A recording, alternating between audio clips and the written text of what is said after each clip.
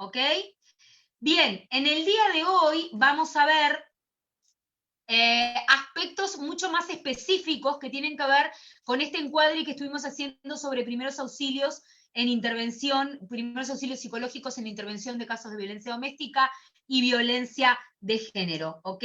Y en esta oportunidad vamos a trabajar con los problemas psicológicos que intervienen en el cuadro clínico del paciente. Esto es todo un tema, porque yo lo que quería trabajar con ustedes en el día de hoy era los aspectos vinculados a la inteligencia emocional, a la empatía, ¿ok?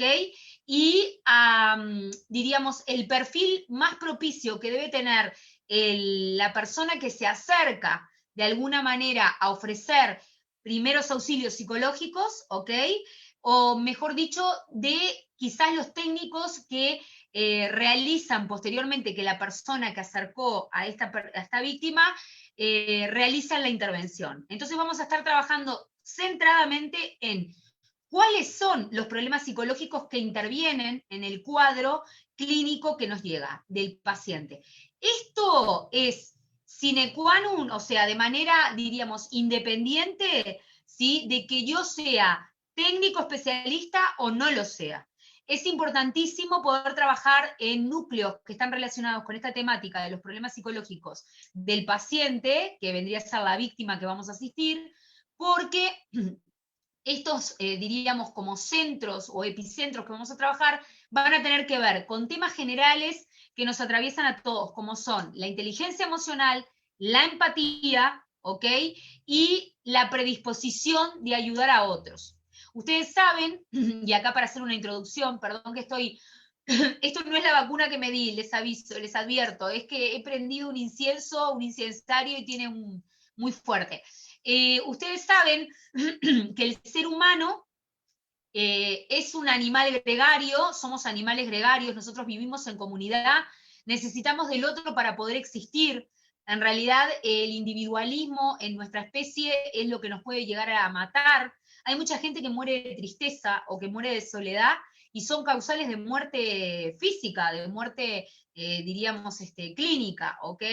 Entonces, esto es para que vean la importancia, en realidad, de la ayuda frente a los demás que necesitan. Por otra parte, hay algo muy interesante que a mí siempre me gusta trabajar cuando trabajo intervención en crisis y primeros auxilios psicológicos e intervención inmediata, que es una predisposición que tiene el ser humano a nivel internacional, mundial, no importa la cultura de la cual sea, no importa el color de piel que tenga, no importa la religión, no importa absolutamente nada, la edad, todos los seres humanos inherentemente a la especie humana, por ser especie humana, lo tenemos, que es que cuando nosotros de alguna manera somos ayudados, el ser humano naturalmente, por una inclusive predisposición ya neurofisiológica con la que viene desde los orígenes del Homo sapiens, tiende a ayudar a otros.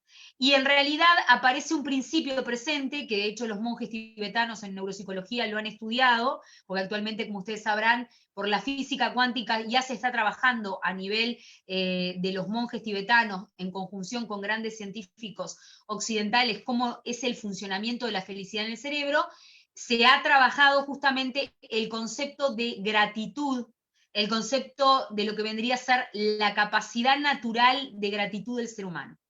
Todos nosotros desde que nacemos somos naturalmente gratos, naturalmente tenemos una predisposición a ser gratos y a tener gratitud con la otra persona por ser un par. Cuando estamos frente a un sujeto que este tipo de elementos le fallan y no siente una predisposición natural a poder ayudar a otro par igual a él que está sufriendo, que está pasando por una situación compleja, estamos frente a un problema bastante importante de lo que tendría que ser lo referido a empatía y o inteligencia emocional. E inteligencia emocional, de alguna manera, es un concepto gracias al cual Daniel Goleman casi se gana el premio Nobel de Psicología Clínica, que lo crea el mismo Daniel Goleman, lo investiga, y en realidad deriva del estudio inicial que se hace en torno de la década del 70-80 acerca de los diversos tipos de inteligencia. perdón, entre el 70 y el 80 se investigan distintos tipos de inteligencia. ¿Qué significa esto? Significa que se descubre que nosotros funcionamos según más de 15 o 20 mínimos subtipos de inteligencias diferentes. Y todos nacemos con distintos niveles de inteligencia o distintos subtipos de inteligencia, más allá de lo que se considera inteligencia global de funcionamiento, ¿ok? Que es el famoso CI. ¿Perfecto? Por otra parte, hay inteligencias que después Glasgow, posteriormente entre el 80 y el 90, va a descubrir, que son las famosas inteligencias cristalizadas, que vendrían a ser capacidades que yo tengo en mi interior, que las puedo despertar si las, diríamos, activo, haciendo quizás cosas que busquen activarla o indirectamente acciones que activen esa inteligencia sin yo saberlo, ¿ok? Y aumento mis distintos tipos de inteligencia que puedo tener presentes. Pero Goleman es el que finalmente termina descubriendo, y les tengo un regalito especial que es en los anexos de esta clase enviarles el libro de Daniel Goleman, uno de ellos que tiene que ver con inteligencia emocional, que lo van a poder tener y leer gracias a la maravilla de las redes multiplicadas por el COVID, ¿ok?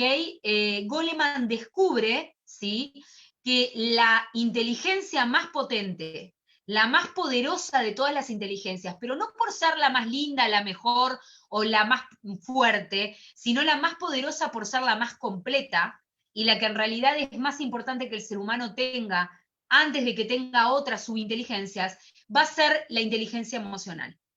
La inteligencia emocional va a ser una inteligencia superior absolutamente a todas, una figura por encima de todo, ¿ok? Que luego, con el paso del tiempo, imagínense desde el 80-90 hasta el día de hoy, se han descubierto una cantidad de otros elementos. ¿Por qué yo conozco tanto de esta temática?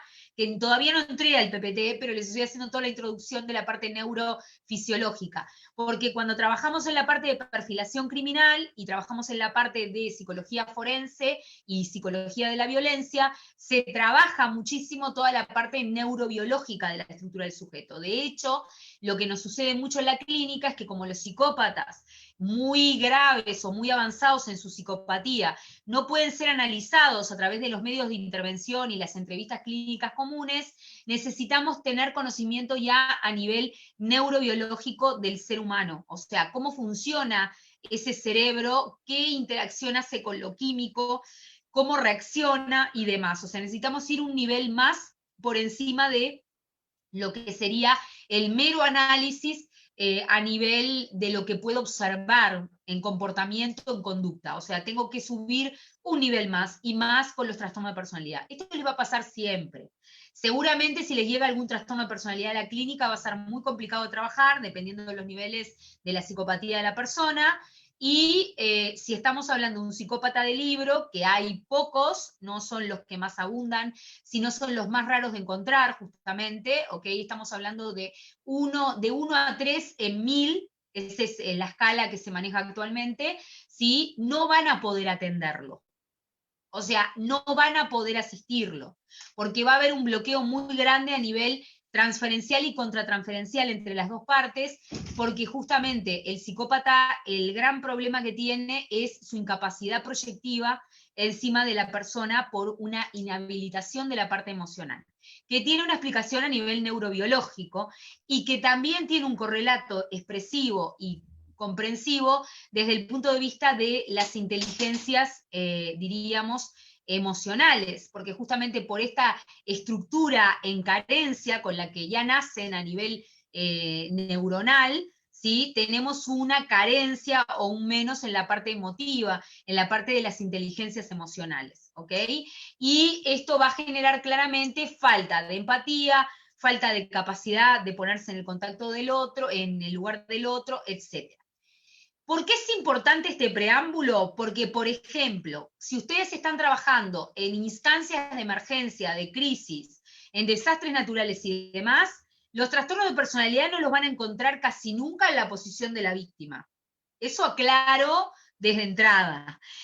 El perfil psicológico de las personas que ustedes van a atender son neuróticas o otro tipo de estructuras que, a ver, no quiere decir por esto que los psicópatas o los trastornos de personalidad avanzados no sufran las adulteraciones que hemos visto que puede sufrir un sujeto en una situación de crisis o de emergencia.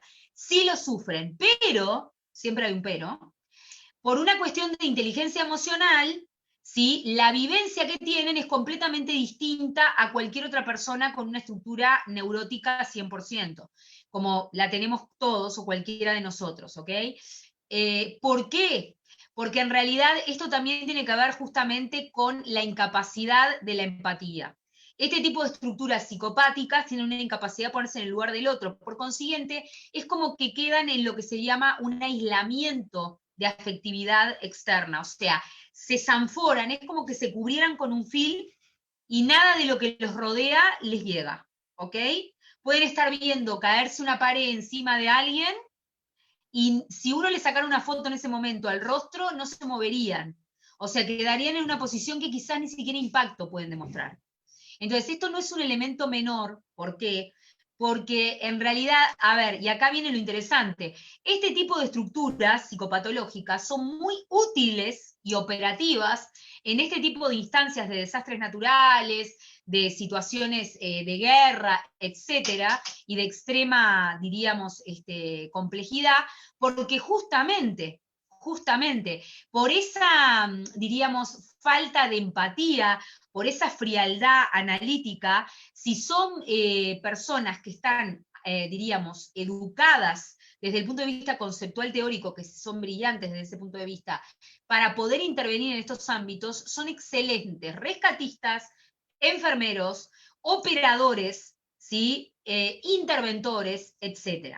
Por supuesto que ustedes me pueden decir, bueno, si tiene un corte con la empatía, le va a costar muchísimo poder captar a una persona víctima para traérnosla a nosotros. Quizás sí, pero quizás para cumplir funciones como rescatismo, como personas que tienen que actuar de manera inmediata, ¿sí? Estructuralmente desde la parte neurobiológica son ideales. ¿Ok? Y todo esto para explicar la importancia de las inteligencias emocionales. Por eso mismo, si ustedes me siguen en las redes sociales, van a ver una cantidad de pensamientos. Yo tengo una página, diríamos, donde subo pensamientos relacionados únicamente a la psicopatía, que después, si quieren, la puedo compartir, que se llama Mi Villano Favorito, ¿sí? Que ese es el nombre que le di, porque en realidad es una página vista desde la posición de las víctimas frente a los psicópatas, donde uno de los pensamientos que planteo justamente es ese, ¿no? O sea, son en realidad grandes capaces desde el punto de vista intelectual, conceptual, teórico, diríamos, técnico, pero son grandes ignorantes desde el punto de vista del momento de ponerse en el lugar del otro y en la parte de empatía. Por eso yo les llamo incapaces emocionales, en realidad, que no es por cualquier razón. Después igual tendríamos que hacer un curso solo de psicópatas, porque, a ver, son un capítulo totalmente aparte y sé que es una temática que interesa mucho, inclusive por la necesidad de prevenir en este tipo de vínculos con estas estructuras. Pero tienen que entender que en realidad el corte en ellos a nivel neurobiológico inclusive está en el plano emotivo, en el plano emocional, por consiguiente la incapacidad es emocional. Esa incapacidad, como todas las incapacidades que podemos tener cualquiera de nosotros, ¿sí? Si está bien usada, si está detectada a tiempo y es bien implementada, hace que yo pueda tener un operador maravilloso en todo lo que vendría a ser rescate de intervención en crisis, de riesgos extremos y demás.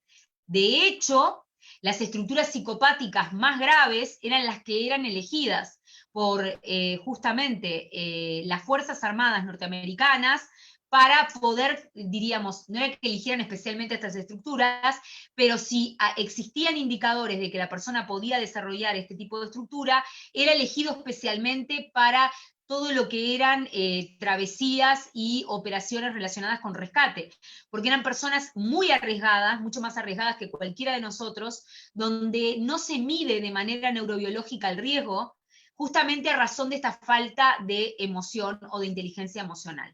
Entonces, como todo en la vida, si lo sabemos ubicar en el lugar donde puede dar un buen resultado para otros, ¿sí? Si nosotros sabemos ubicarlos en una posición donde sean positivos y ayuden para otros, pueden ser muy valiosos. De hecho, pueden ser más valiosos que cualquiera de nosotros, porque a nosotros nos va a faltar, ¿sí? A razón de nuestra presencia de empatía, diríamos, arriesgarse, esta intrepidez que tienen naturalmente, ¿ok? Porque en realidad viene más por ahí, viene más por una estructuración, no solamente psicológica clínica, sino también a nivel neuroestructural, o sea, sus cerebros ya son distintos. Por eso mismo, Clelia, te puedo convocar, puedo convocarlos por este medio y después te puedo tentar a que hagamos un curso sobre psicopatías porque sé que va a ser de muchísimo interés. Yo he tenido muchísima formación al respecto y de hecho desde que empecé a trabajar en clínica es mi gran tema de investigación, la mente psicópata, ¿no verdad? Así que cuando quieran estoy a disposición. Vamos sobre el tema que estamos trabajando. Bien, problemas psicológicos que intervienen en el cuadro clínico del paciente. Después vamos a ver las emociones como respuesta de adaptación a la enfermedad. Acá tenemos, bueno, con mucho gusto podemos manejarlo, lo del curso de psicopatías. Hay algo que ustedes tienen que saber para empezar este módulo del día de hoy, que hay una diferencia entre emoción y sentimiento. La emoción, ¿sí?, es un terreno que tiene que ver con la emotio. La palabra emotio del griego quiere decir movimiento, vibración, ¿ok? O sea, todo lo que a mí me genera un movimiento, ¿sí?, pero no físico, sino de mi estado de ánimo, ¿sí?, está vinculado a la emotio, está vinculado a la emoción. Mientras que el sentimiento es algo que se estructura por más tiempo en la mente, ¿ok? No es tan, diríamos, inmediato como la emoción, que va a ser una respuesta boomerang de manera, o sea, de manera automática frente a un estado que se me genere. Por ejemplo, cuando veo una imagen triste, la emoción es de tristeza, ¿ok? Pero cuando veo a alguien reír, o por ejemplo, como se ha demostrado en estudios que se han hecho de emoción, por ejemplo, los que ha hecho Paul Ekman, cuando mostraban imágenes de animales ayudando a personas, ¿sí?, la emoción es de, diríamos, empatía total, es de sensibilidad, es de, valga la redundancia, emoción positiva, porque la persona llora muchas veces, o sea, irradiación emocional, ¿ok? Positiva. Este elemento no es menor, ¿y por qué tienen que saber distinguir entre emoción y sentimiento? Porque cuando trabajemos en intervención en casos de desastres o de guerras, etcétera, se trabaja directamente sobre emociones.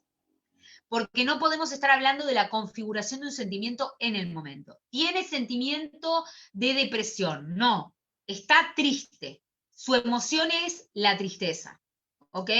En ese momento, porque acuérdense que emoción de emotio es el movimiento in situ, o sea, la situación me generó ese movimiento mental en ese momento, ¿ok? Bien. Bueno, a ver, la sintomatología reactiva al proceso de enfermedad es todo un tema, porque ¿qué sucede? La enfermedad en este caso sería la circunstancia que genera la enfermedad, entre comillas, ¿no verdad? Sería la circunstancia que generaría un movimiento en la forma de ser de la persona en el momento en que se encuentra. ¿Se acuerdan que la crisis era definida como un momento de desafío, ¿sí?, para la persona que tiene que atravesar ese desafío con los elementos con los que cuenta y no con elementos nuevos para poder hacer frente a ese desafío, ¿sí? La sintomatología reactiva a ese proceso de cambio, ¿tá?, de alguna manera es un proceso de adaptabilidad, ¿se acuerdan los mecanismos de adaptación?, que va a movilizar emociones en la persona. Y esas emociones van a concatenarse, van a unirse, ¿sí?, de manera intra, ¿sí?, supra-intra, ¿sí?, en la parte emocional, con sentimientos que trae esa persona. O sea, ¿qué significa esto? Si en mi hogar, desde que yo nací, siempre promovían, como era por ejemplo en mi caso, los derechos de los más desvalidos y los derechos de los más necesitados, y marcaban y enseñaban en que era muy importante ver cuando había diferencias que podían evitarse, porque todos tenemos los mismos derechos, ¿ok? A mí me conformaron por mi forma de criarme un sentimiento de justicia y de igualdad que es fundamental que está en mi interior. Eso, si mañana, no, Dios no lo permita, existe una situación de evacuación masiva, donde todos tenemos que irnos para algún lugar, donde hay que ayudar a otras personas y demás, va a mover en mí ese sentimiento añejado desde que nací, las emociones de empatía por ayudar a los demás. ¿Ok? Entonces ahí tenemos el enlace como de los niveles, ¿sí? Que se enganchan. El primer nivel es el de del sentimiento, es lo que yo ya traje de mi casa, de mi historia de vida, de mi entorno, que se va a enlazar y va a, diríamos, a emerger a la superficie, ¿sí? A causa de la movilización de las emociones. Pero ¿qué emoción va a generar si el sentimiento es positivo en la persona? Si la persona es una persona de bien, va a generar una emoción positiva, va a generar el tratar de ayudar, el tratar de empatizar, el tratar de rescatar personas, el tratar de ir y hacer trabajo de rescatismo, no importa. El tratar de darle a otro lo que yo en mi lugar preferiría o esperaría recibir por alguien si me ayuda. ¿Ok?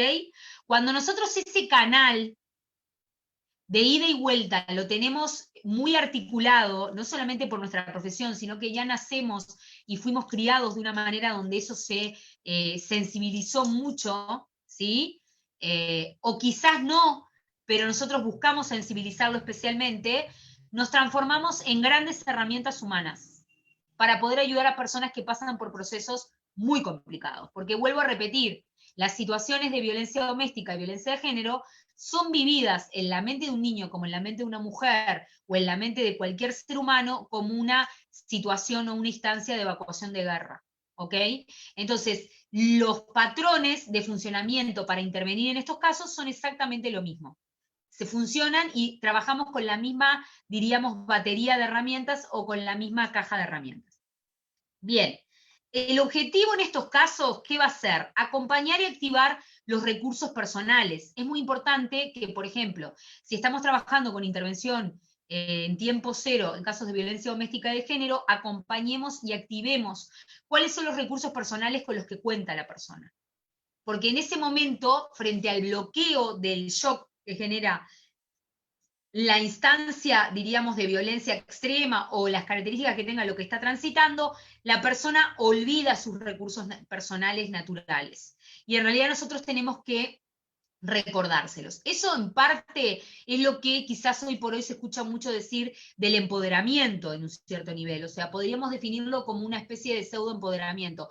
Empoderar a la persona es hacerla consciente de sus derechos, pero también en función un poco de sus virtudes. O sea, tú puedes hacer esto, puedes hacer lo otro, puedes ponerte en esta posición, tienes la capacidad de poder desarrollar esto, puedes salir adelante por este lado. ¿Ok? También hay que saberlo manejar en los tiempos. Si es una persona que llega por primera vez a nuestra consulta, no podemos, por una causal de violencia doméstica, no podemos tirarle con toda esta artillería. O sea, hay que ver cómo ir disolviendo y cómo ir de alguna manera solventando en todo lo que es el proceso de la entrevista clínica este tipo de elementos para ir empoderando sanamente a la persona. ¿Sí? Bien. Si nosotros vemos la vivencia traumática, a ver, pueden haber dos circunstancias frente a una vivencia traumática de violencia de género y violencia doméstica. La primera puede generar, de alguna manera, trastornos adaptativos con sintomatologías depresivas, ansiosas o mixtas. O sea, en este tipo de casos nosotros nos podemos encontrar con trastornos adaptativos, ¿sí? Que van a generar como lo que le van a tramitar al paciente va a ser que no puede con la situación. Se siente frustrado, no sabe cómo encauzarla, siente un bloqueo importante, se siente, diríamos, impotente. Entonces, eso va a generar una sintomatología depresiva, ansiosa o depresiva y ansiosa. Es muy común en estos pacientes encontrar las sintomatologías mixtas, ¿sí? Pero esas sintomatologías son producto del trastorno adaptativo. Recuerden que las situaciones de crisis son vividas como un desafío para la persona. La persona interpreta que los elementos con los que cuenta no le sirven para intervenir en la situación. Entonces genera lo que se va a llamar justamente un trastorno de adaptación. ¿sí? En una primera instancia, y ahí va a aparecer el elemento depresivo y el elemento ansioso. Si lo tengo que hablar desde el punto de vista clínico, dinámico, cuidado con los elementos depresivos. También con los ansiosos, pero más con los depresivos. ¿Por qué? Porque dentro de la depresión, a nivel de lo que vendría a ser la semiología psiquiátrica, nos encontramos con un subnivel, ¿sí? Donde el paciente, ¿sí? De una hiperactividad que no va a tener depresivo, va a pasar posiblemente a una situación de hipoactividad. La situación de hipoactividad, o la circunstancia, mejor dicho, de hipoactividad, es una circunstancia donde la mente se encuentra como en una meseta por debajo de lo deprimido, pero con capacidad motriz de movilidad.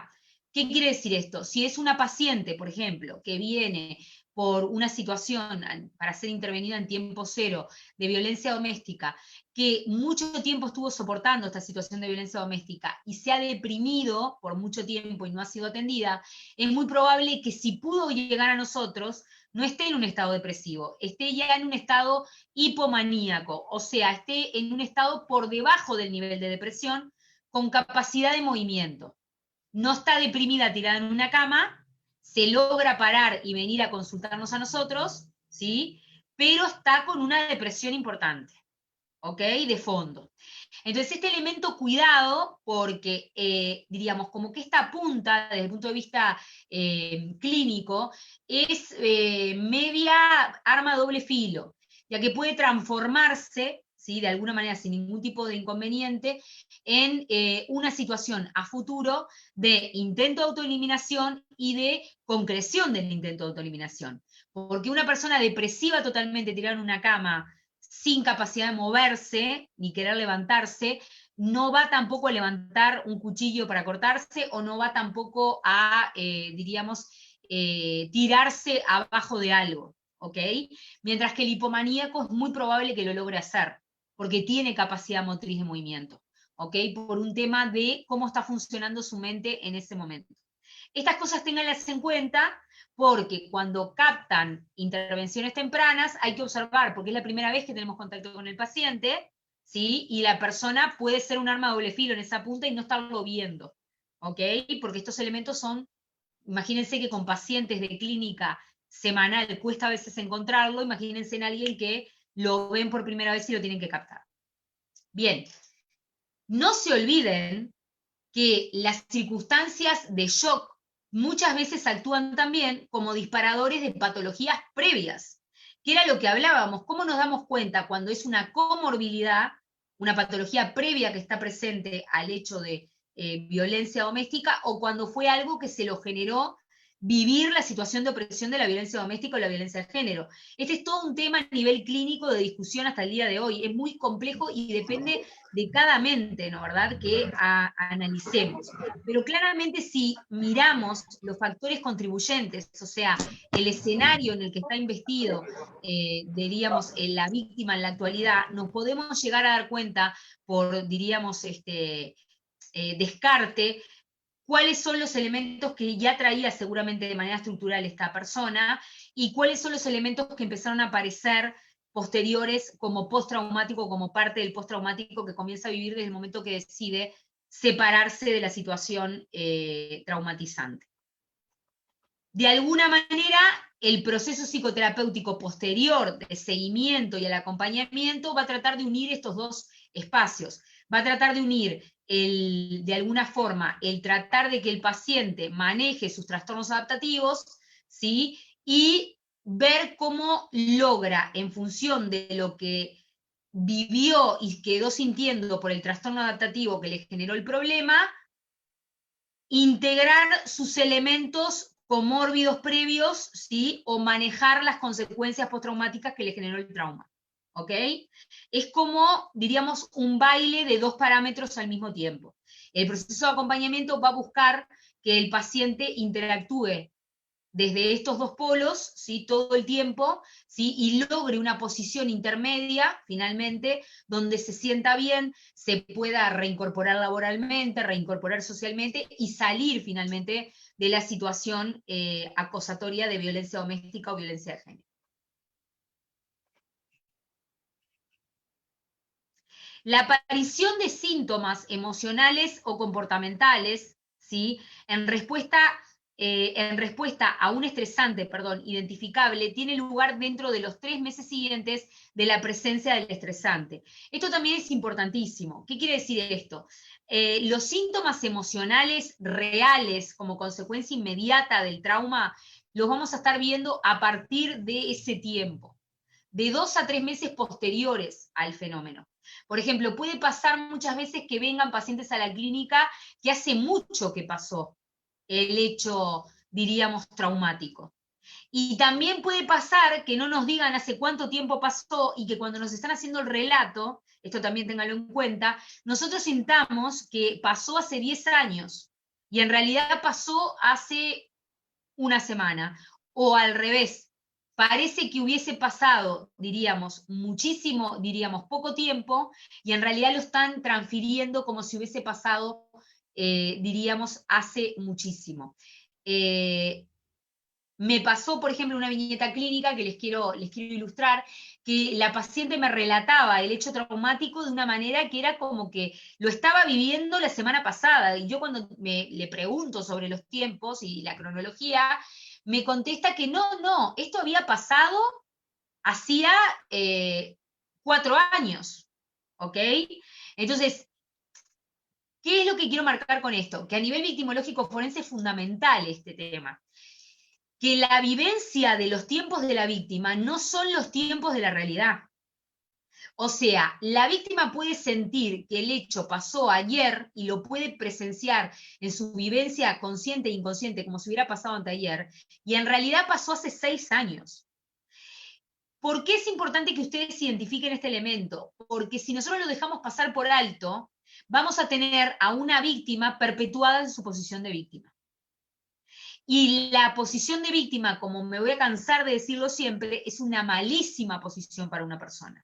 La persona, si vivió un proceso traumático terrible, tiene que salirse de ese proceso en algún momento y tiene que pasar de víctima a ser sobreviviente. Jamás puede quedarse, por una expectativa de sanidad mental, en la posición de víctima eterna, frente a esa situación y posteriormente frente a todas las situaciones que le toque vivir en su vida. Que es justamente lo que pasa muchas veces cuando trabajamos con chiquitos con situación de abuso sexual infantil. Las mamás, por un tema de culpas, en el buen sentido de la palabra, ¿no? O que quieren compensar el problema y no saben cómo, buscan la manera de compensarlos todo el tiempo con premiaciones, etcétera, etcétera, etcétera. Entonces el niño queda siempre en la posición del elegido, pero es el elegido víctima. O sea, nunca se va de la posición del pobrecito, la víctima, vamos a hacerle un regalito porque sufrió, ¿ok? Y yo lo que necesito es que ese niño salte a la posición de sobreviviente, que es, me pasó lo que me pasó, pero tengo que aprender otras inteligencias emocionales, ¿sí? Otras inteligencias, y desarrollar otras inteligencias para poder, diríamos, crecer en la vida y salirme de la posición de víctima eterna, porque si no, de niño maltratado y que haya pobrecitos vivido situación de abuso, pasan a ser adultos eternamente maltratados y abusados. En esa posición se quedan y en esa posición terminan, ¿ok? Y esto no es un buen pronóstico, diagnóstico para nadie. Sépanlo desde ahora en adelante. Bien. Los síntomas o comportamientos traumáticos se expresan clínicamente del siguiente modo. Malestar mayor de lo esperable en respuesta al estresante, ¿sí? Esto es importante. Deterioro significativo de la actividad social o laboral u académica. ¿Qué quiere decir esto? Muchas veces sucede, a ver, hay muchísimos autores que han hablado de esto, ¿no? Inclusive hay autoras, bueno, a mí Simone de Beauvoir me gusta muchísimo, pero hay autoras de movimientos de ideológicos que también lo trabajan. Por ejemplo, cuando nosotros no tenemos para comer, ¿sí? Y pasamos hambre en nuestra historia de vida, no vamos a poder pensar ni producir absolutamente nada. Y tiene que ver justamente con esto. El ser humano repliega por una cuestión traumática general todas sus actividades de integración social, laboral, académica, intelectual, ¿sí? Porque en realidad tiene que ver justamente con la característica y la potencia que tiene el trauma sobre la mente del ser humano, ¿sí? Por otra parte, el malestar mayor de lo esperable a la respuesta del estresante ¿Qué significa? Significa como, por ejemplo, en una viñeta clínica encontrarnos con una niña que sufrió una situación de abuso sexual infantil hace muchos años, ¿sí? Ok, estamos hablando entre 6 y 8 años, y que legalmente no se hizo el debido procesamiento, por eso es importantísima la interacción entre lo legal y lo psicológico en este tipo de casos, ¿sí? Y la justicia nunca sancionó la parte, diríamos, demandada, ¿ok? La justicia nunca sancionó al culpable. Por consiguiente, para el núcleo familiar y para ella quedó todo como impune. Y cuando uno trabajaba en la parte terapéutica se encontraba con un menor, ¿sí? Que expresaba una cantidad de acontecimientos como si hubiesen pasado hacía 2 días. Y cuando uno le preguntaba, lo que decía era que había pasado hacía 6 años. O sea, el enojo, la potencia de energía que se le otorga mentalmente a ese hecho, por más que pasaron 6 años, es como si hubiera pasado hace 24 horas. Significa que el deterioro psicoemocional, psicofísico, mental y fisiológico de la víctima es terrible. Por eso es tan importante poder trabajar con intervención en crisis y con primeros auxilios psicológicos de manera inmediata en estos casos. Porque cuanto más puedan actuar directamente, más van a prevenir y preservar a la persona del deterioro generado por el trauma no elaborado. ¿Ok? Bien. La alteración relacionada con el estrés no cumple los criterios para otros trastornos específicos. Acá entramos en un tema más complejo que tiene que ver con los niveles de estrés en los postraumáticos. Ustedes saben que los niveles de estrés en los postraumáticos no van a marcar lo que son los trastornos del eje 1 según el DSM-5, ¿sí? Pero vamos a encontrar exacerbación de trastornos persistentes en el eje 1 o en el eje 2, o sea, aparecen patologías más de un tipo, ¿sí? Por ejemplo, van a aparecer más patologías del orden adaptativo, relacionadas con la tristeza, la depresión, la irritabilidad, la ansiedad, la impulsividad, ¿sí? Que otro tipo de patologías, ¿ok? Eso exactamente es lo que se plantea. Los síntomas no responden a una reacción de duelo necesariamente. Y esto también lo hablábamos en el primer encuentro. Recuerden que el duelo, ¿sí? Que se va a realizar va a iniciar cuando la persona, por ejemplo, en el caso de violencia doméstica, logra cortar con el escenario tóxico, ¿sí? Pero se va a continuar por mucho tiempo después. O sea, no es un proceso inmediato que cortó, inició el duelo, terminó el duelo y se terminó todo. O sea, el duelo va a continuar, ¿sí? Y por esa misma razón, las sintomatologías que vamos a ver post-trauma o post-traumático, van a ser sintomatologías que no necesariamente van a responder a una reacción dolosa, a una reacción de duelo específico.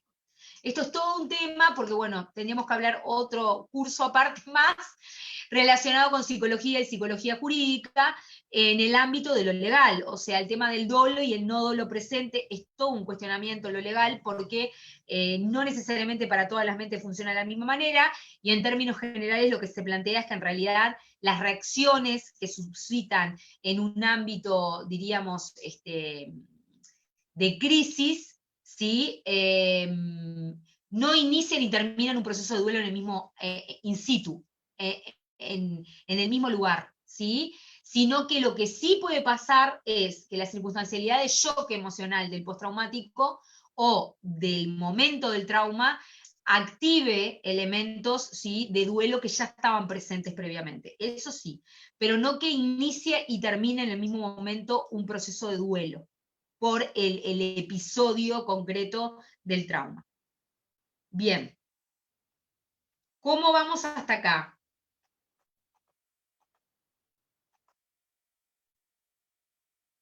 ¿Vamos bien? A ver cómo están. Hay algo que es importante también, que tiene que ver con la psicodinamia, ¿sí? Sí, bueno, perfecto, muchas gracias, Wilson. Gracias, Alexandra. Hay algo que tiene que ver con la psicodinamia, con la dinámica del funcionamiento de nuestra mente en este tipo de circunstancias de crisis o de intervención, de emergencia y demás, que es que una vez que cesó, o sea, que el estresante, que vendría a ser, en este caso, bueno, puede ser hasta una persona, ¿ok? Que cesa la presencia del estresante, los síntomas no van a persistir más de 6 meses en cualquier ser humano, ¿sí?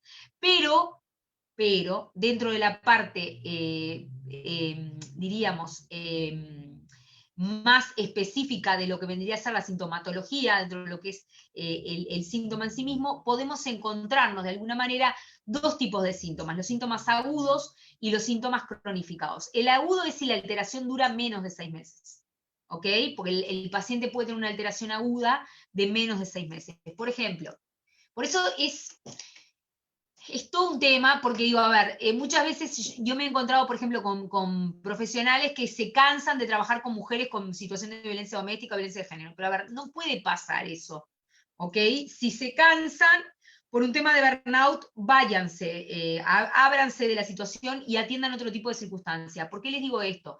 Porque si no, todo lo que de alguna manera agudiza en el paciente a consecuencia del postraumático, del que estás tratando de salir después que corta con la situación de violencia doméstica, lo van a interpretar como algo que es extravagante, como algo que está fuera de la realidad de parte del paciente, etcétera, etcétera. ¿Ok?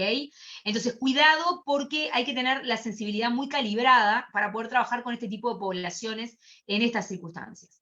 También tenemos, de alguna manera, los síntomas crónicos. Cuando estamos hablando que la alteración dura 6 meses o más en el tiempo. O sea, cuando nos encontramos con un paciente que no puede, ¿sí?, superar, por ejemplo, el caso de esta nenita, que no podía superar determinados aspectos que me relataba, como si fueran que hubieran sucedido ayer, cuando habían sucedido hace 6 años. Estamos hablando de puntas a nivel psicopatológico en su aparato psíquico, ¿sí?, que se han como cronificado. Como es muy niña, no podemos configurar todavía un pronóstico de patología o de cuadros a futuro. Pero lo que sí podemos saber ahora, porque es muy niñita, ¿sí?, es que en realidad... Mañana hacemos pijamada. Apaguen los audios, por favor. ¿Aló, aló? Silencien los audios, por favor. Ok, gracias. Lo que sí podemos pronosticar en este caso a nivel psicodiagnóstico es poder pensar como pronóstico cuáles son los elementos que desde el punto de vista psicoemocional van a activar en ella, ¿ok?, estas posibles puntas cronificadas. ¿Qué quiere decir esto? Por ejemplo, esta niña se sentía muy perseguida porque aparentemente los vecinos se habían enterado de su situación de maltrato y abuso. Es terrible, ¿no? Entonces, justamente esto lo vivía como algo muy persecutorio frente a todas las personas. Por consiguiente, a futuro, hoy no puedo aclarar, no puedo decir va a tener tal cuadro porque era muy niña.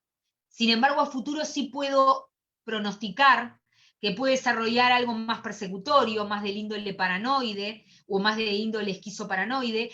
Entonces voy a tener que cuidar en su crianza qué cosa, todo lo que le dé desconfianza, todo lo que le haga pensar que están haciendo algo para sacarle un beneficio, para sacarle un rédito, para sacarle algo, sin decírselo, todo lo que sea ocultamiento, ¿ok? Puedo cuidar al paciente desde otro lugar, ¿sí? Esto tiene que ver con las características, entonces, de los síntomas, si son agudos o crónicos, y en base a qué edades estamos hablando también, ¿no? Bueno, con respecto a los trastornos adaptativos, ¿sí?, son codificados según de alguna manera subtipos. ¿tá? Hoy por hoy estamos usando ya el DSM-5, para que sepan todos. También quiero que sepan todos que mi formación es francesa necesariamente, o sea, yo soy y adhiero a la vertiente semiológica francesa crítica, de Henry A., de toda esta vertiente. Es una vertiente antigua, pero es una vertiente que a mi gusto, desde el punto de vista clínico, es mucho más enriquecedora. Sin embargo, cuando trabajamos en el terreno de la parte forense jurídica, en el terreno de la parte forense criminal, se trabaja mucho más con el DSM-5, que de alguna manera tipifica los niveles, diríamos, de complejidad mental por los que puede transitar una persona. Los trastornos adaptativos que hablábamos en un principio, que son producto de la vivencia, ¿sí?, post-trauma de este tipo de circunstancias como la de violencia doméstica y violencia de género perpetuada por mucho tiempo, ¿sí?, son codificados según el subtipo que se selecciona con los síntomas predominantes. ¿ok? El estresante específico puede señalarse para el DSM-5 en el eje 4. Primero, el estresante específico, ¿sí?, se identifica, o sea, el estresante específico va a generar estados de ánimo depresivos, puede generar ansiedades, acuerden que son trastornos adaptativos. Pueden ser, de alguna manera, situaciones mixtas con ansiedad y estado de ánimo depresivo, trastornos de comportamiento en términos generales, alteraciones mixtas de las emociones y el comportamiento. O sea, puedo encontrarme una mujer que venga a consulta por una situación de violencia doméstica perpetuada durante años con una alteración emocional impresionante. Que yo capaz que, si soy recién egresado, digo, es una maníaca depresiva. Y en realidad, no. En realidad está tipificando en el eje de los trastornos adaptativos, ¿sí?, un 309.4, que es la alteración mixta de las emociones y del comportamiento. Y no necesariamente está oscilando su mente entre la manía y la depresión. ¿Ok? Cuidado con estas cosas, porque después generan bifurcaciones erradas en los diagnósticos, en los señalamientos para acompañar al paciente, en el beneficio que recibe el paciente por el tratamiento que recibe, que a veces no es el que le corresponde, y lo otro es en el pronóstico clínico. O sea, qué es lo que piensan que le va a pasar al paciente en función de lo que ven científicamente en su estado de ánimo actual o en su comportamiento actual. ¿Sí? Bien, continuamos. Las emociones como respuesta de adaptación a la patología o al hecho. ¿Ok? En este caso, la patología, o lo que podríamos llamar enfermedad, sería la vivencia del cuadro, o sea, la vivencia de la circunstancia, ¿ok? La vivencia de, diríamos, la situación de violencia doméstica y violencia de género. Las emociones pueden considerarse estímulos internos, ¿se acuerdan? Que hablábamos del emotio o del movimiento, ¿sí?, que nos conducen a cometer alguna acción, protegernos, rechazar algo que nos puede hacer daño, atraer, compartir sentimientos, etc. Señales que nos movilizan internamente e influyen en nuestra conducta. Derivado del vocablo lativo emotio o emovere, significa remover, agitar, excitar y poner en movimiento. Herramientas que la naturaleza ha puesto al alcance del individuo para que estos puedan reconocer sus necesidades y desarrollar, ¿qué cosa? Estrategias de afrontamiento. Clave, señoras y señores, atención, atención, atención. Si tengo bien, diríamos, aceitadas mis emociones, si estoy bien orientado desde el punto de vista psicoemocional, voy a tener buenas estrategias de afrontamiento para situaciones de estrés y situaciones de crisis que tenga que enfrentar, ¿ok? Porque de alguna manera la emoción son herramientas, las emociones son herramientas que se le dieron al ser humano para que el ser humano, diríamos, se anticipe a los hechos, que pueden ir en su contra, que le pueden hacer mal de alguna manera, etc. ¿Ok? Cuidado con esto. ¿Y por qué es tan importante? ¿Qué es lo que les pasa? Miren esto porque es maravilloso. ¿Qué es lo que les pasa a las psicopatías con las estrategias de afrontamiento?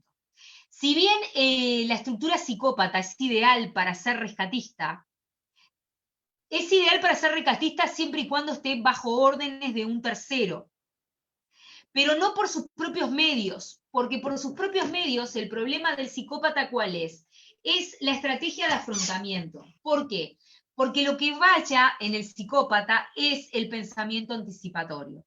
¿Por qué falla el pensamiento anticipatorio? Porque antes fallaron las emociones.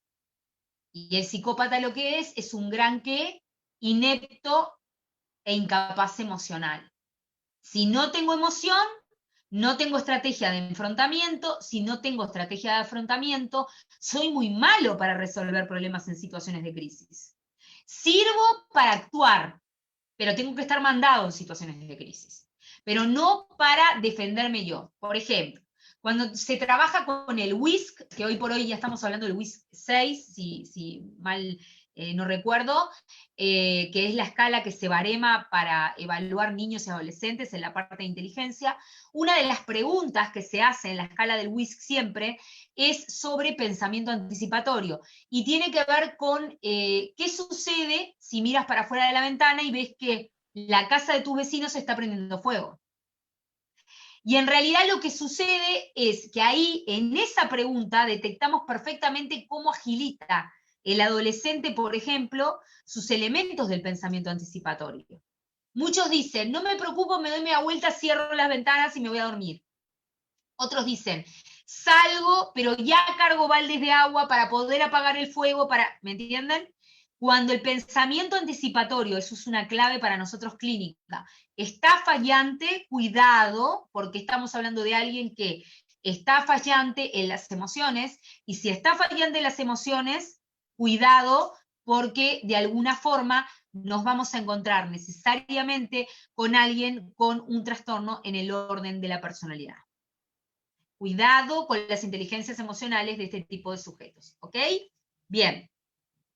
Las emociones son cosa del cuerpo, del corazón, el estómago, los intestinos, por eso el movere. El sentimiento no necesariamente. El sentimiento vendría a ser una emoción más cristalizada a lo largo del, diríamos, parámetro tiempo. La emoción nos mueve en ese momento. Cuando yo veo algo que me emociona, me hace vibrar, me impacta, me estruja el corazón, como dicen, me aprieta el estómago porque me genera una adulteración fisiológica, ¿ok?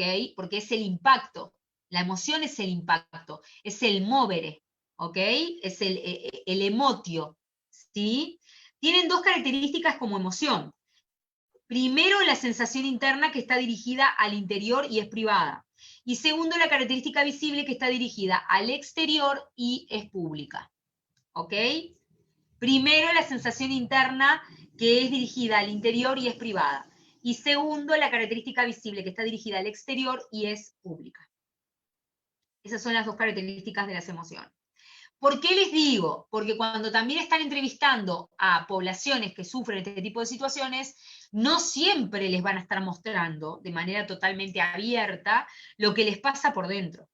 Entonces ahí tienen que ser muy hábiles en el manejo de las estrategias clínicas de entrevista, ¿sí? Tenemos que saber llegar rápidamente, ser buenos observadores clínicos.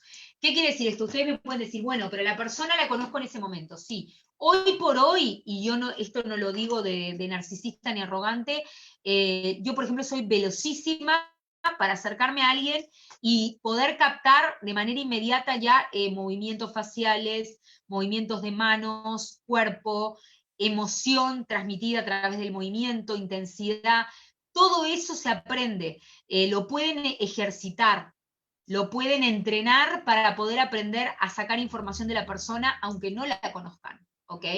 Y esto no es un atentado al pudor de la persona, ni un atentado contra el pudor, ni contra su privacidad, ni mucho menos. O sea, en realidad, si lo estamos utilizando con fines clínicos, es maravilloso, porque a mí me llega una mujer por primera vez con una situación así, y es muy probable que porque no me conozca me vaya a contar la cuarta parte de los hechos. Pero si capto todo este elemento y después lo puedo constatar, la ayuda es muy fundamental, es muy mayor, ¿ok? Y hay una gran diferencia a nivel clínico y hago una gran diferencia en la protección que le puedo otorgar a ese paciente. Hay 4 emociones básicas, que son el miedo, la rabia, la tristeza y la alegría, ¿ok? Las emociones también son las que se ponen en juego cuando estamos hablando de situaciones que de alguna forma se viven, ¿sí? se han vivido, ¿sí? en circunstancias de riesgo. Por eso mismo lo que yo les contaba, nosotros tenemos una emoción que está unida a la de alegría, que es, diríamos, la emoción, no, a ver, es el sentimiento de gratitud que se asocia, si hiciéramos un paralelismo con las emociones, a la emoción de la alegría, ¿sí? Y en realidad es natural, cuando el ser humano se siente ayudado, ayuda, ¿ok? Entonces, diríamos, este sentimiento se asocia a la alegría y podríamos decir que una de las emociones básicas es justamente la alegría, o sea, está vinculada a la alegría se desglosa después en sentimientos como por ejemplo el de gratitud, el de bienestar, etc. Por eso mismo cuando hablamos de violencia, en realidad no hablamos de personas violentas, hablamos de cerebros violentos. En realidad es el cerebro de la persona el violento, y si tuviera que hacer un paralelismo entre la emoción y el cerebro de alguien violento, hablaría de un cerebro que a nivel de las emociones tiene tristeza, tiene rabia y tiene miedo. Nada parecido o asemejado a la alegría. El cerebro de las personas violentas es un cerebro o triste, o con rabia, o con miedo, o con temor. Les diría que tanto el temor no, pero la rabia y la tristeza sí están presentes. En la psicopatía, justamente, en el manipulador, en el psicópata más complicado, la tristeza y la rabia es impresionante. O sea, es lo que rige más que la alegría. Es como que la lógica de valores está invertida. Lo que para nosotros nos cae mal, a ellos les encanta. Y para lo que a nosotros nos rechina, nos genera rechazo, de alguna manera ellos se fascinan, y al revés, para lo que a nosotros nos fascina, ellos lo rechazan. Por ejemplo, un acto de amor para un psicópata puede ser un acto de agresión. Puede ser interpretado como la necesidad de alejarse porque la persona se acerca para hacerles un daño, o para hacerles un mal, o para afectarlos de alguna manera. O sea, hay una inversión de lógica, ¿ok? Que está instalada ya a nivel neurofisiológico, ¿sí? Y está presente. Creo que tengo a alguien, a ver. ¡Ay! Tengo 40 chats. A ver, aguárdenme un segundo, a ver. Bien, voy con los chats. A Rafael, muchas gracias, Rafael, le gustó el curso de psicopatías. Muchas gracias, Walter. Hermosos todos de distintas partes del mundo. Gracias por estar nuevamente ahí. Nicaragua. Ah, ok. Saludos, Nicaragua hermosa. Muchísimas gracias, Anderson. Un placer. Te vamos a esperar nuevamente, con muchísimo gusto.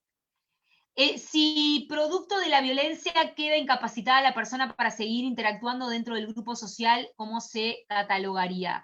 Ah, ok, ya. La violencia es una conducta. Y la violencia, a su vez, tiene un parafraseo desde el punto de vista neurobiológico, ¿sí? De estar en la mente de la persona, ¿ok?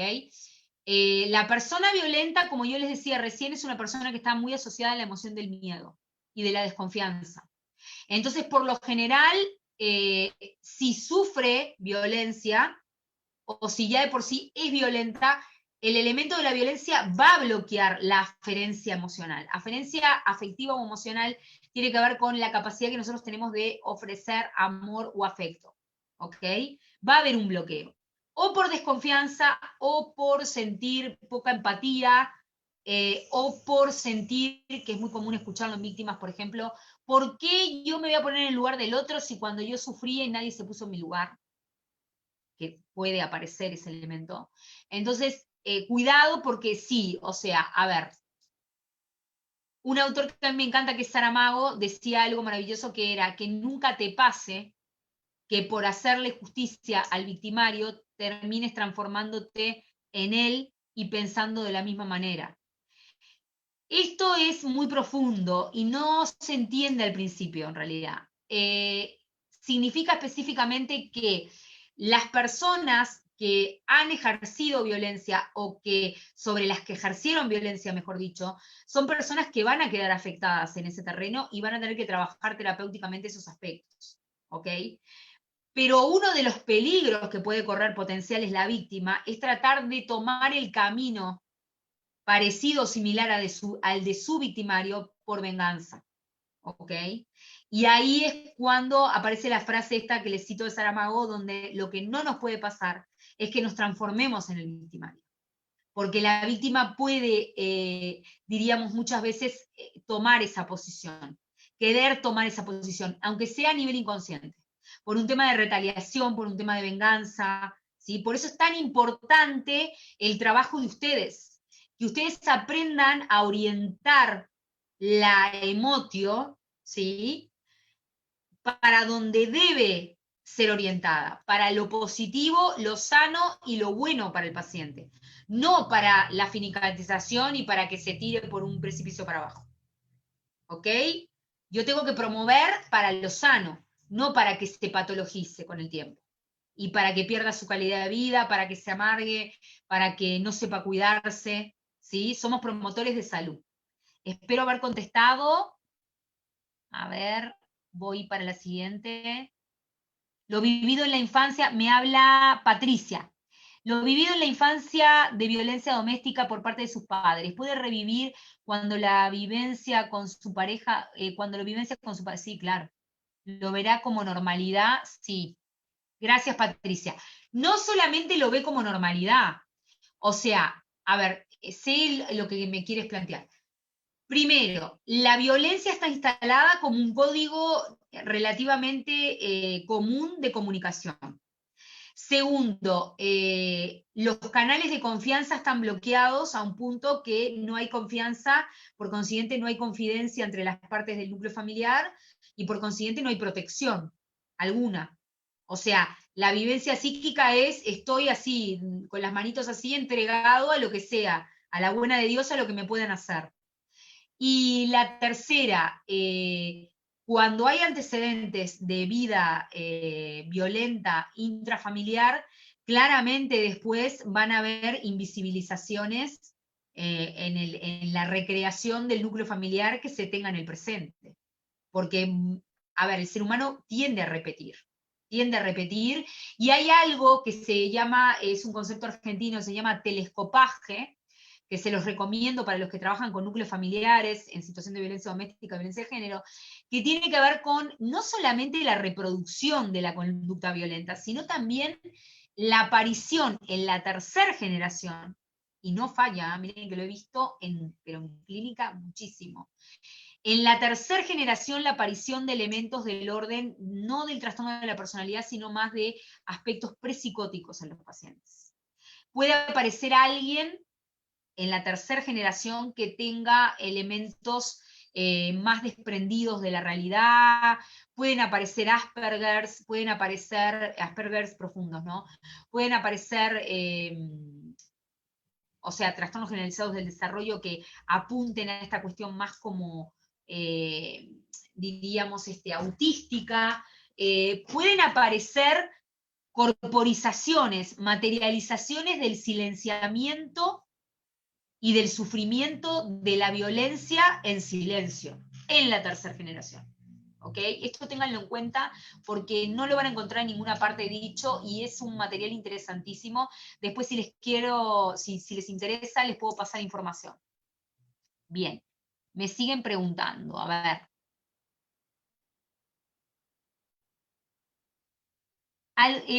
Gracias Patricia. Walter Boy. ¿Tiene alguna incidencia, doctora, de recuperación tiempo el hecho de que el hecho traumático contado como reciente haya sucedido mucho más tiempo? Sí, claro. Los sentimientos tienen que ver con tu experiencia de vida transcurrida. Los sentimientos tienen que ver con la experiencia de vida transcurrida. Sí. Sí. Walter. Voy con Walter. Sí. Clínicamente es un indicador que hay que tener en cuenta y es como una luz roja que se prende cuando... A ver, vamos a empezar, no, de otra manera, porque si no los voy a entreverar. En la víctima siempre es esperable que en el postraumático haya como una mezcla en la parte cronológica. Puede pasar.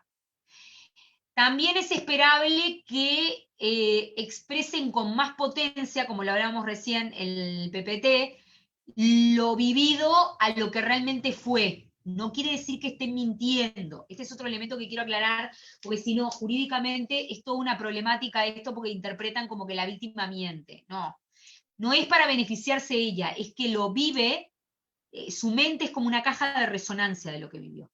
Lo que vivió puede ser terrible, pero lo va a vivir internamente 3 veces más terrible de lo que fue en lo real. No está inventando adrede, sucede por su percepción, ¿ok? Pero, a ver, si bien eso es relativamente esperable, dentro de lo esperable en ese aspecto hay niveles. O sea, hay niveles de, diríamos, duelo y trauma, dentro del trauma. No es lo mismo alguien que me habla de un hecho que sucedió hace, por ejemplo, 8 años, como si les hubiera pasado ayer, y que inclusive cuando yo estoy en la escucha clínica lo interpreto como si hubiera pasado ayer y digo, pero esto sucedió la semana pasada, no, hace 8 años, que el nivel de una persona que relata lo que le sucede, ¿ok? De una manera mucho más ubicada temporoespacialmente. Tampoco, cuidado, quiere decir que el paciente esté delirando o que haya un corte con la realidad. Pero clínicamente hay que observarlo, ¿ok? Porque hay como mucha fijación en esa situación y mucha perpetuación de la situación en el tiempo. Recuerden esta nenita, hacía 8 años casi que había sucedido la situación y pobrecita, era tal el nivel de trauma que lo hablaba como si la estuvieran atacando en el presente. O sea, imagínense el aprisionamiento de esa mente, ¿ah?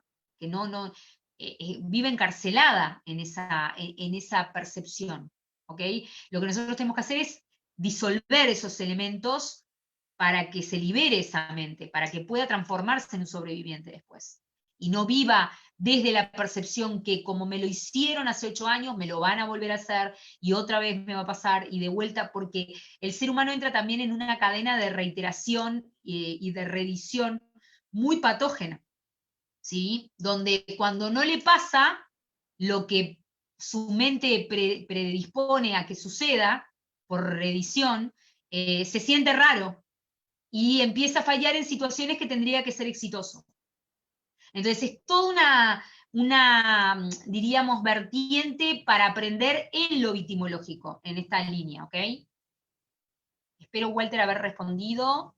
A ver, chicos. Lady, sí, ¿cómo estás, Lady? Gracias. Una víctima que sufrió violencia por varios años, denunció y cuando cuenta los hechos, los vive, se pone mal triste, llora, rabia. ¿Cómo intervenir? ¿Cómo se puede actuar vía virtual? Bueno, muchísimas gracias, Patricia. Gracias, Walter. Bueno, voy con Lady. Es una muy buena pregunta. Muchas gracias, Lady, por preguntar. Nosotros, la clase pasada que te comento, sí, yo creo que has estado tú, que estuviste, participaste. Pero si no, las pueden ver, todos los que quieran verlas están subidas en CGEP, pero también las estamos subiendo en mi canal en YouTube, que los invito a que participen y que se suscriban. Estuvimos hablando justamente de eso. Nunca acercarse desde el lugar, todo va a pasar, todo va a estar mejor, qué horrible lo que te pasó, porque, a ver, todo ese tipo de intervenciones es tomado como en un espacio vacío para el consultante. Y no es vivido como una contención para la persona que está en crisis y menos para la que está en crisis.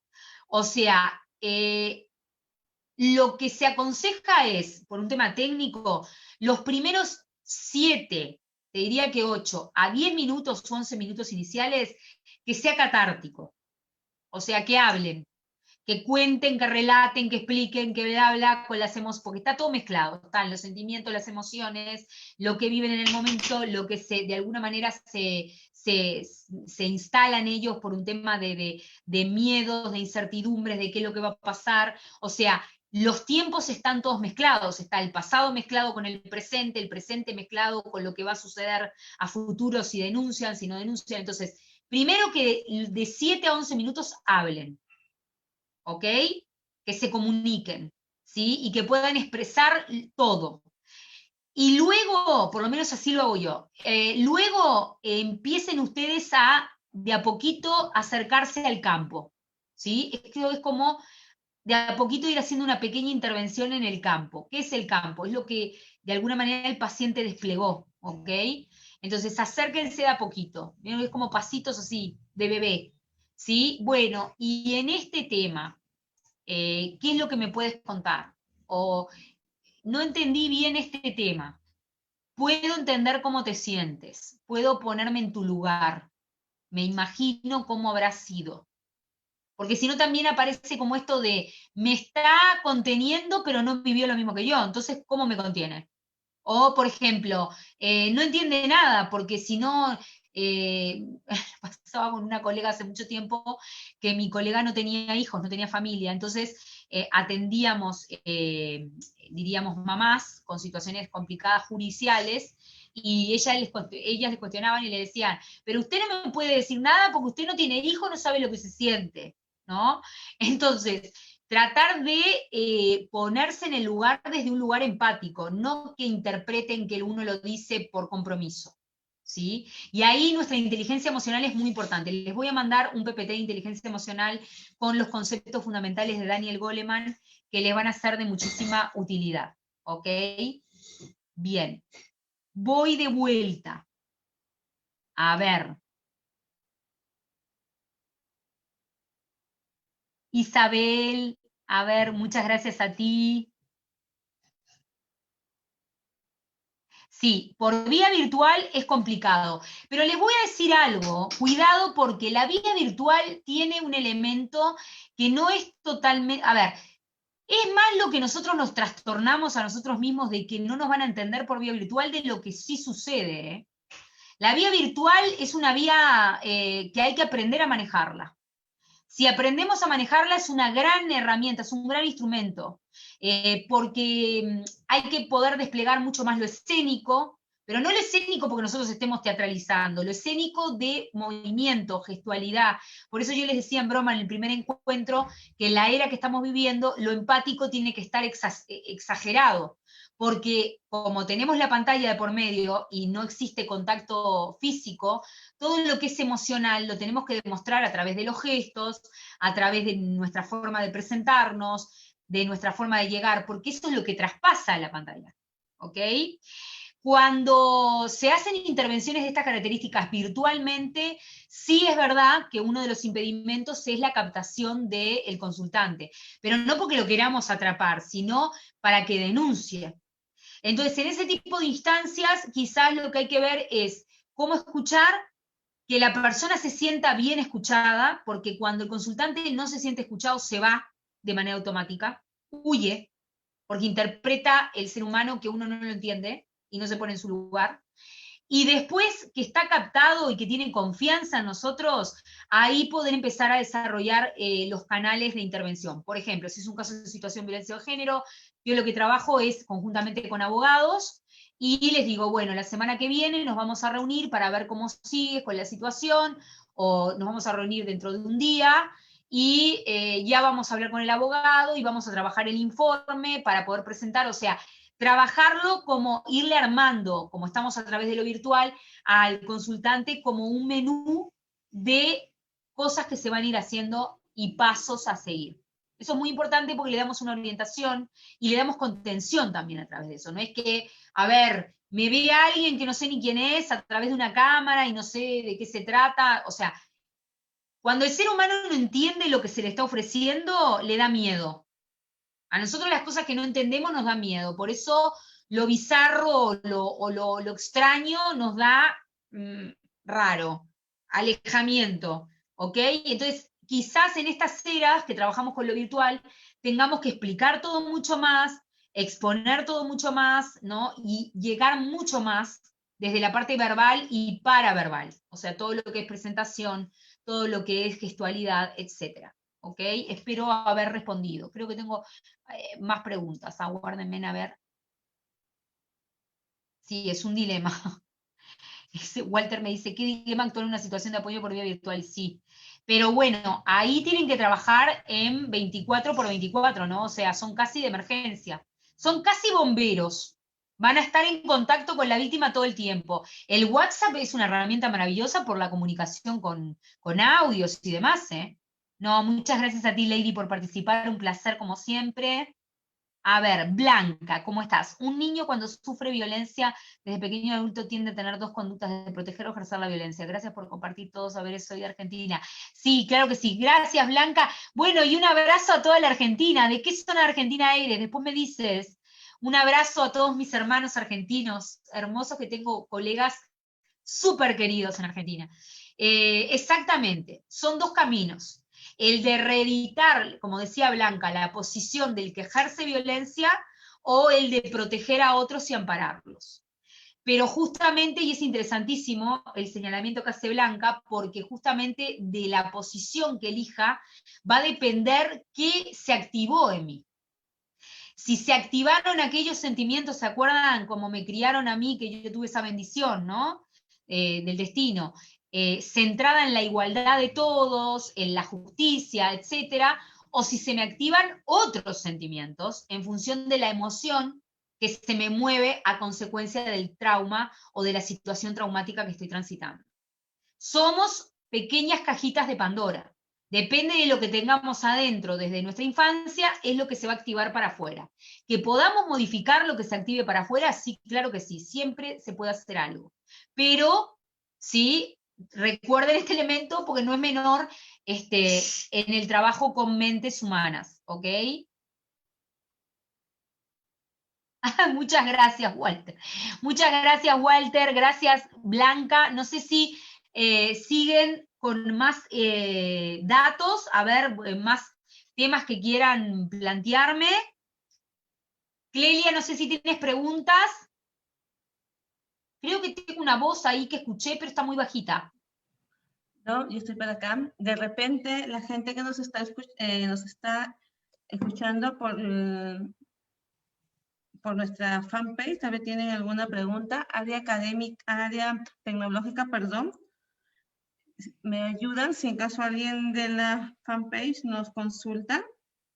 ¿Alguien de la sala tiene una consulta? A ver. Por favor, lo pueden hacer ahora. Doctora, Sí, buenas noches. sí, Patricia. Hola, El Ruth. contacto de YouTube Buenas me pide. noches. Yo ahora les paso. Aguarden a ver si me sale. A ver, amiguita, yo voy a... Aguárdame. Ruth Chávez estaba haciendo una consulta. A ver, dime. Sí, la escucho. Doctora, muy buenas noches. Muy agradecido por la ponencia, excelente, muy interesante. Gracias. De verdad, mil gracias a usted, de verdad, y muchas bendiciones, ¿no? Y de verdad, todos los mejores Igualmente, deseos querida. y los éxitos. Muchas gracias. Doctora, me interesaría mucho saber el material que usted mencionó hace un momento, que está muy interesante, sobre unas preguntas que hizo sobre las personas con rasgos de violencia, me parece, en la parte emocional, que nos va a compartir, para poder ubicarlo, ¿en dónde lo puedo acceder a tenerlo, ese material? Sí, mira, yo se los paso siempre a Clelia, a mi querida colega, y lo suben a la plataforma, ¿no verdad, Clelia? Sí, así es. El día de mañana se descarga la clase del día de hoy y se sube al campus virtual junto con el material que usted nos pueda mandar. Y luego se les avisa en el grupo de WhatsApp para que ustedes ya puedan acceder al campus virtual y puedan descargar. Para ello tienen que inscribirse. Quien tiene dificultad para inscribirse o no se han inscrito, le podemos mandar el link o podemos ayudarles para que puedan ingresar. No hay problema. Ya, yo estoy en el grupo de WhatsApp, así que va a estar material ahí, lo voy a poder descargar y lo voy a poder tener. Ya, entonces ya eso me da la alegría de poder tener ese material y poder usarlo, ¿no? Ibas a decir esperanza, ¿no? Hermosa, La esperanza te nos da pido, a todos trabajar así en Adrianita, conjunto, nos da esperanza.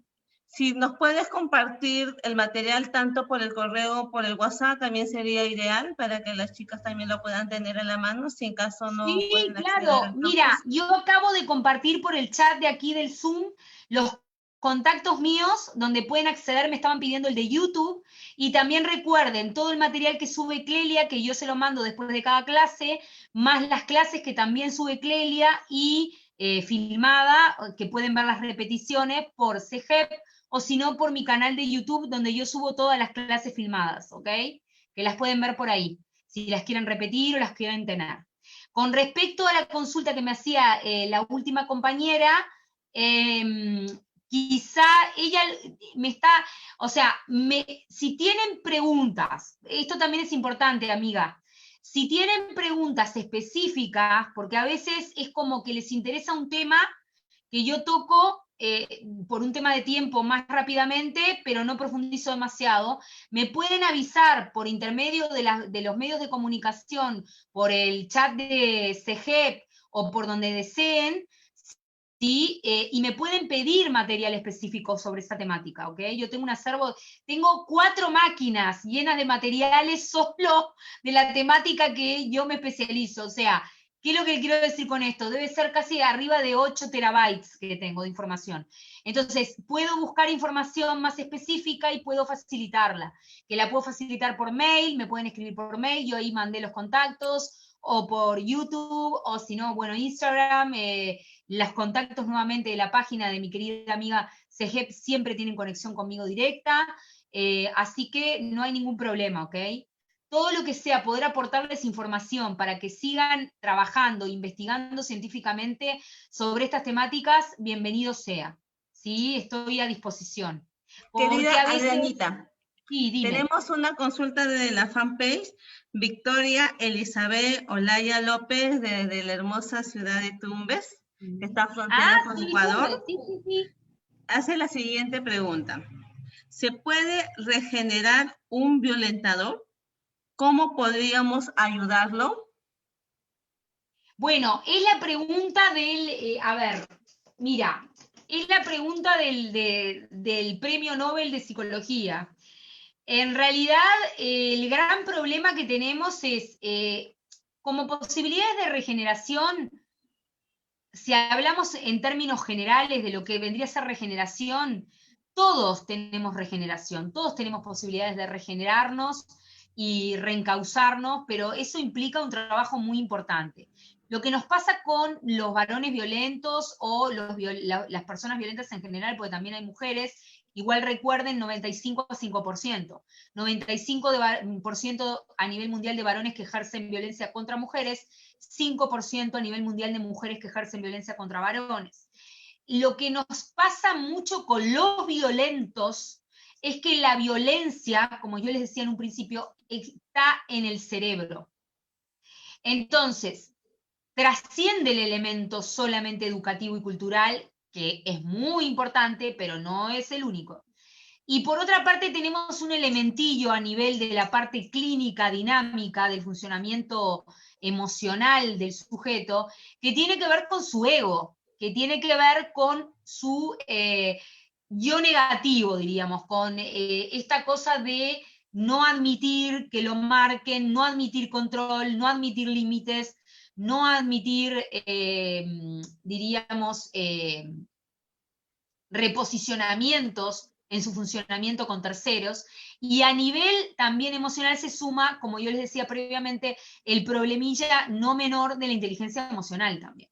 O sea, rehabilitables potencialmente lo son, lo que pasa que depende de cada caso muy específicamente. A nivel genérico pueden modificar algunas cosas, no absolutamente todas, que son las que le ocasionan el comportamiento violento. Cuidado que comportamientos violentos hay muchos, de muchos tipos, ¿sí? No son todos iguales, no todos emergen del mismo tipo de mente, ¿tá?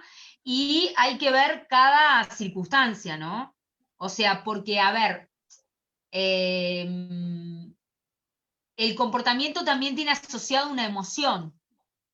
Entonces, depende a qué emoción se asocie esa expresión violenta de la que yo estoy hablando, para saber a ver cómo poder desarticularla. Siempre trabajamos como en un cónclave de estos dos elementos a nivel dinámico cuando estamos trabajando con violencia. Entonces, cuidado, porque a veces yo puedo tener hombres que son violentos, no los estoy justificando, pero que actúen por violencia a consecuencia de miedo frente a la figura femenina, que en el caso del machismo, de comportamientos complejísimos a nivel machista, con comportamientos fehacientes instalados desde lo machista, para llamarlo de alguna manera, es la mayoría de los casos. Actúan por temor a la mujer segura. No los estoy justificando. Recuerden que no estamos hablando a nivel de la lógica judicial. En esta instancia yo les estoy hablando a nivel de la lógica sintomatológica, clínica, ¿ok? Pero cuidado, porque no es lo mismo tratar con un varón que quiera rehabilitarse, que actúa violentamente contra las mujeres por miedo, a uno que actúa violentamente contra las mujeres por odio. Porque el que actúa violentamente contra las mujeres por odio ya es un feminicida constatado, y ese es muy difícil de rehabilitar. Ese les diría que no tiene vuelta, ¿ok? Porque hay emociones también que diríamos son irreversibles, o sea, no las podemos modificar. La mente, imagínense, es como la tabula rasa de la que hablaba, creo que era Hegel el que hablaba de la tabula rasa, si mal no recuerdo. ¿Ok? La tabula rasa, si tenemos gente de Italia va a ser clarísimo. Igual Hegel no era italiano, no inglés, pero digo, a ver, la tabula rasa es diríamos, la mesa, o sea, como la mesa en blanco, el lienzo en blanco, ¿está? Entonces, la mente es como un lienzo en blanco cuando el niño nace. Toda la vivencia es como, serían como sellitos que van marcando distintas imágenes y figuras encima de ese lienzo, ¿ok? Y en función de eso después reacciona el sujeto, por las circunstancias en las que vive. Entonces, cuidado porque, digo, hay niveles y hay circunstancias. Empezaron a lloverme las preguntas desde que les estoy hablando de esto. El tema, Clelia, de psicopatías es impresionante y súper necesario, necesitan hablarlo. Sí, hay mucha necesidad por ese tema. Podemos Sí, programar sí, algo. trastorno de personalidad, trastorno de personalidad. Yo, mira, ese curso lo di en Ecuador hace, si mal no recuerdo, 3 meses. ¿Cómo procede ante un cliente que perdió abruptamente hace 10 años a su hijo? La señora mencionó, relata el hecho como si hubiera pasado recientemente. Presenta episodios ansiosos, claro, sí, taquicardia, dolor de cabeza y muscular. Bueno, a ver, gracias Rafael por participar. Muchísimas gracias por la pregunta. Bueno, a ver, sí, es un postraumático y mira, en los postraumáticos las sintomatologías de inadaptación al medio, como por ejemplo ataques de pánico, son súper esperables. Lo que sucede es lo siguiente. Bueno, justo tengo la última slide, tiene que ver con eso. Lo que sucede es lo siguiente, lo voy a hacer sintético porque no los quiero tampoco marear de demasiado concepto, después si tienen preguntas me las hacen, no hay problema.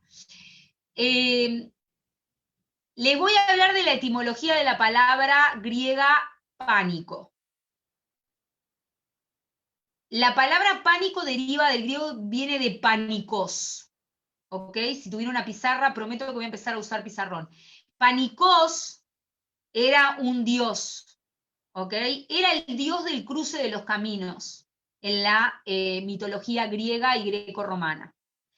¿Por qué el dios del cruce de los caminos es el que da nombre a la palabra pánico?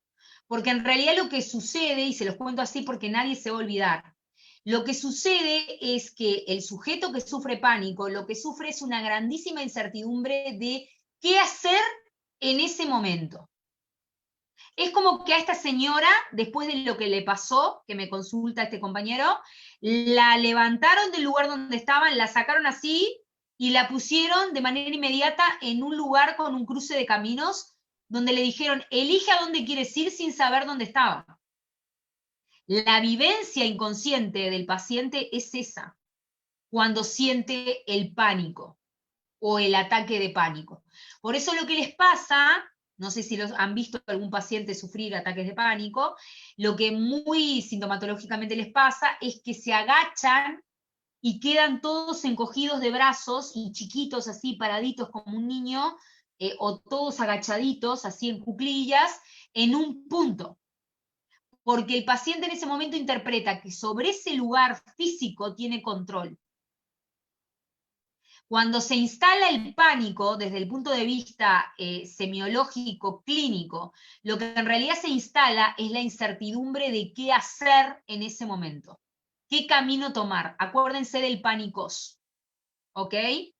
Entonces el sujeto queda paralizado. Como no sabe qué hacer, queda en esa incertidumbre y se encoge de brazos o hace posiciones, o quedan, por ejemplo, paralizados en movimiento, no pueden moverse, no pueden caminar. Es muy común que aparezca eso, que en realidad tiene que ver con una revisión o con un miedo a cómo proyectarme a futuro. O sea, me siento tan inseguro que salgo a la calle y de repente me viene un ataque de pánico y no me animo a caminar hasta la esquina porque pienso que me voy a morir antes. O que algo malo me va a pasar. Entonces, se suma el sentimiento de pérdida, no sé qué camino seguir, a algo malo va a suceder como ya sucedió. ¿Ok? Por eso el ataque de pánico es un, diríamos, síndrome típico de justamente adaptabilidad alterada y aparece tipiquísimamente en casos justamente postraumáticos, ¿ok? Es como la representación psicológica o inconsciente que el sujeto hace del desconcierto que siente frente a lo que le pasó. A esta señora le pasa una pérdida terrible, no puede despedirse, no puede cortar, no puede procesar duelos de nada, de ningún tipo, y queda en la incertidumbre, frenada en ese espacio, frenada en esa línea de tiempo. Lo que hay que ver es cómo rehabilitar el contacto de esa persona con el afuera y que vuelva a pronosticar de a poco cómo puede reconstruir su vida.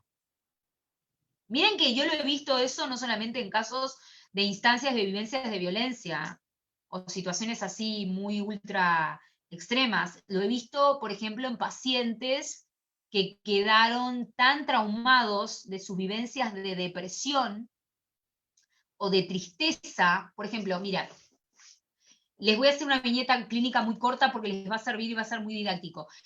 Yo tuve hace muchísimo tiempo, yo hace casi 17 años que estoy haciendo clínica, pero hace muchísimo tiempo, yo todavía no era egresada, tuve un paciente varón, ¿ok?, que había pasado una instancia, una vivencia de pobreza paupérrima. Se había quedado casi en la calle, vivía en el lugar donde trabajaba, ¿ok?, y había empezado a pasar a un estado de depresión tan sostenido en el tiempo, tan cronificada esa depresión, que ya no tenía lugar para dormir en ese lugar, dormía en el piso, o sea, las condiciones de vida habían empezado a deteriorarse cada vez más, y había mantenido tanto ese nivel de vida, que cada vez era más paupérrimo, más terrible, más indigno para él como ser humano, ¿ok?, que había desarrollado justamente ataques de pánico y de parálisis a razón justamente de la pérdida que tuvo del mundo. O sea, es una subjetividad personal de una persona que se pierde el mundo, se desenganchan de la realidad.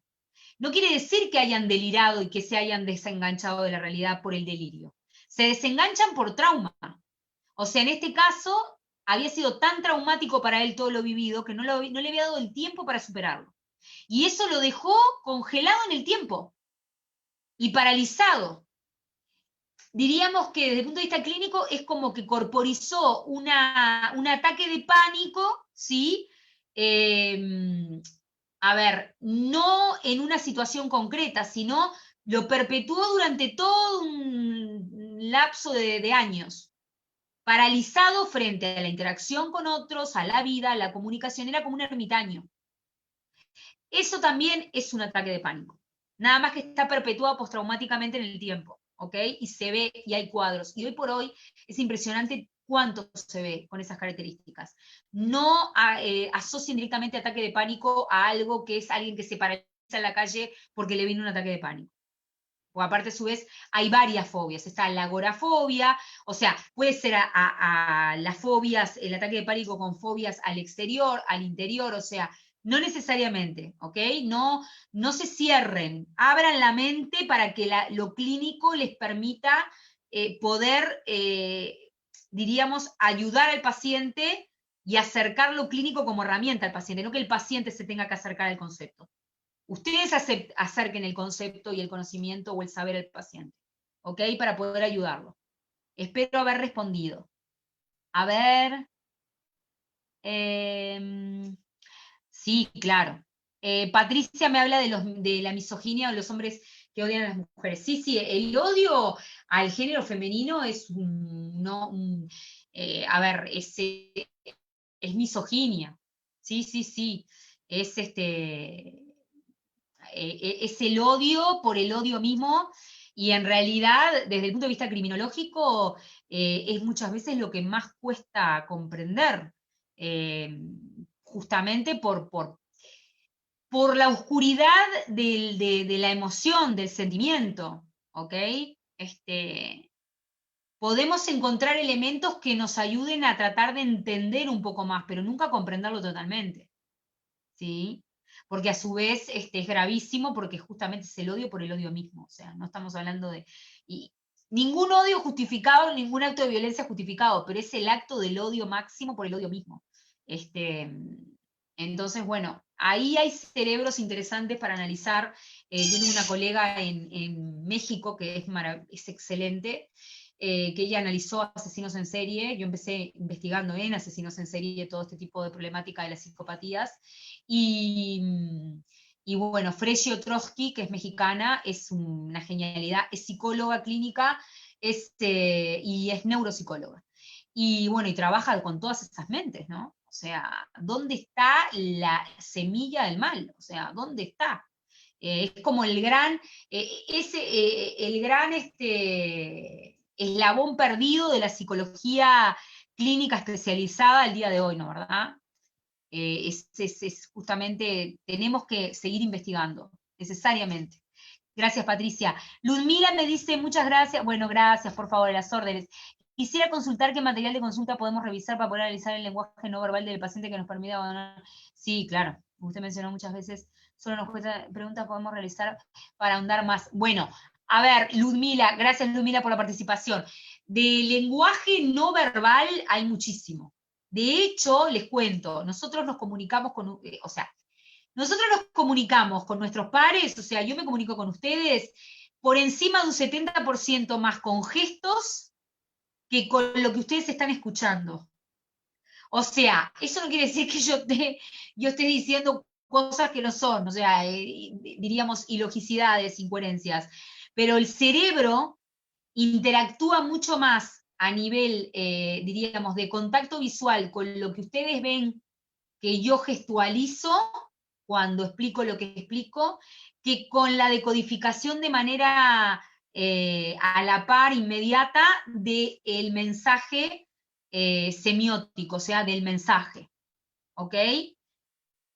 Si yo, por ejemplo, les tengo que hablar así, y empiezo a comunicarles de esta manera, y les hablo así, con este gesto, y empiezo a decirles, el 95% de los hombres a nivel del planeta son los que ejercen violencia contra mujeres y el 5% solo mujeres contra hombres, no va a ser lo mismo para su cerebro que yo les diga, se sabe que el 95% de la población a nivel mundial son varones que ejercen violencia contra mujeres.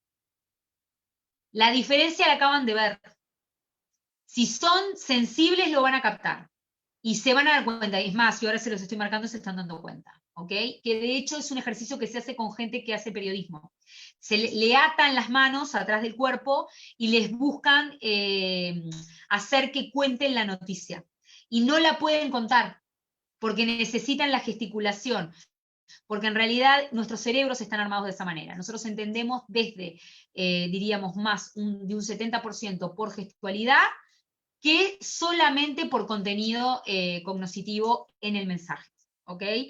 Hay muchos materiales, hay materiales de Paul Ekman que pueden trabajar, bueno, de hecho, si les interesa, nosotros con mi querida Clelia vamos a estar dando un curso súper quicksilver, rápido, intensivo, práctico, solo de eso, y que es entrevista cognitiva, decodificación de la parte, diríamos, no verbal del lenguaje y expresividad, manejo en la parte clínica, en la parte forense y en la parte más de investigación científica policial. O sea que si les interesa, están habilitadas las inscripciones. Querida Clelia tiene ya preparados los brochures y estamos buscando, porque ya tenemos más de 4 países, aparte de Uruguay y mi querido Perú, que están avalando esta formación.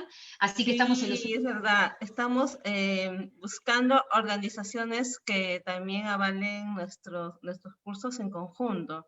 Ya las tenemos. Para estos cursos ya tenemos Valencia, ya tenemos 2 de México, Ecuador, Y Puerto Rico. Perú, Uruguay y Puerto Rico. ¿Ok? O sea, ya tenemos el aval de 5, que son escuelas que tanto Clelia como a mí nos siguen hace muchísimos años en el trabajo de la investigación forense y que nos van a estar apoyando. Así que bueno, y por eso también vamos a tener una sorpresa para el Día del Psicólogo Peruano, ¿verdad? Sí, el próximo viernes es el Día del Psicólogo Peruano. CEGED tiene preparado una hermosa sorpresa. También la doctora va a ser parte de este regalo que les vamos a brindar. Les pedimos que por favor sigan nuestra fanpage, nuestras redes sociales. También, aparte de esta sorpresa, también tenemos otras como sorteos. El primer sorteo salió Hace 2 días creamos tu marca personal. Hace unos minutos también en nuestra fanpage salió el segundo sorteo que vamos a regalar. Vamos a regalar el test del WISE. Sí, así es. Ya.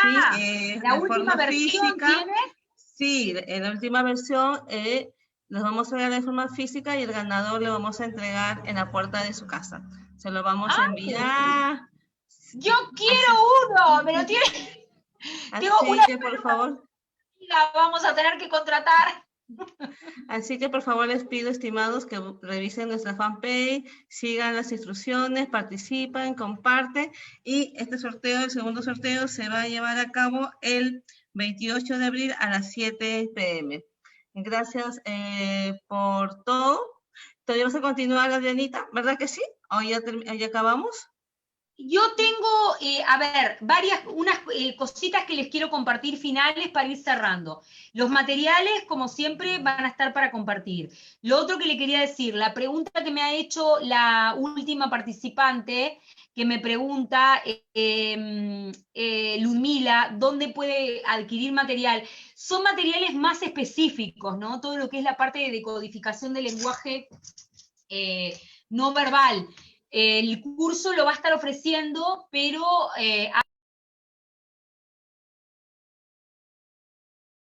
no te escuchamos, Adrianita. ok, ¿ahí me escuchan?